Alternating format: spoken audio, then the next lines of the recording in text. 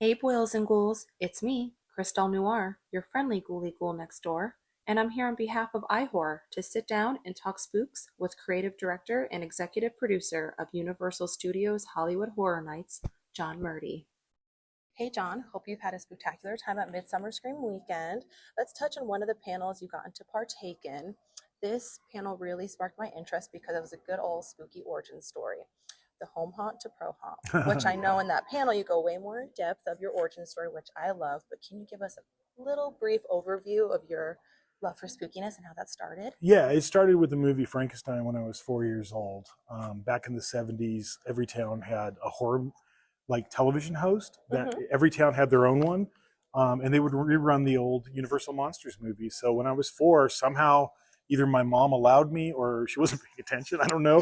But I watched Frankenstein. And when she came back, the story of my family is that she found me crying and she was all worried that I was terrified. But when she started talking to me, she realized that I wasn't afraid of the monsters. I just felt so like an emotional connection to them. And that never changed. My entire life has been that way. I still feel that way about those characters. So that was, the birth of it. And then when I was 10 years old, me and my brothers and some neighborhood kids made a Star Wars haunted house. Yes. And it just kind of went from there. Yeah, I love that story, by the way. That was awesome. Such a great panel.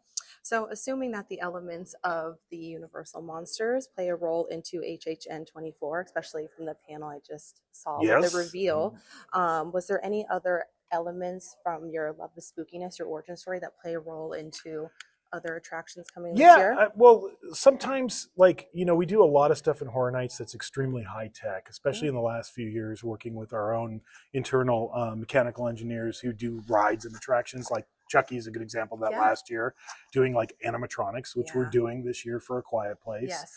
But sometimes it's the simple stuff that you did when you were a kid. Like when you go through a dark environment in Horror Nights in a house and you feel something brushing against your face, which is black, thread hanging down from above. I did that when I was a kid. Love that. We just carried that over to Horror Nights. Yes. Sometimes less is more, those simple Yeah, scares. it's always a combination of stuff that's really simple and stuff that's really complex. Yeah. Yeah, it's whatever works best. Okay, so for my last question, it's just like a quick rapid fire. It's called this or that. Okay. So I'll do a couple really quick. Okay.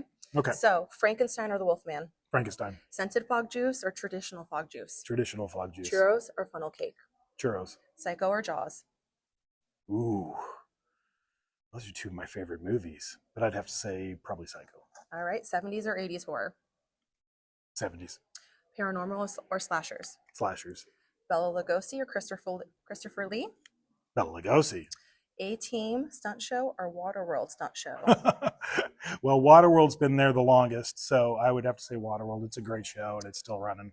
All right, and movie theaters or drive-in? Oh, I miss drive-ins. Yeah, we used to go as a kid in my parents' station wagon, so all right. Drive-ins. Thank you so much. You got it. Thank you. Thank you so much again to John Murdy for taking the time to sit down and talk spooks with me today. Happy spooky season, everyone.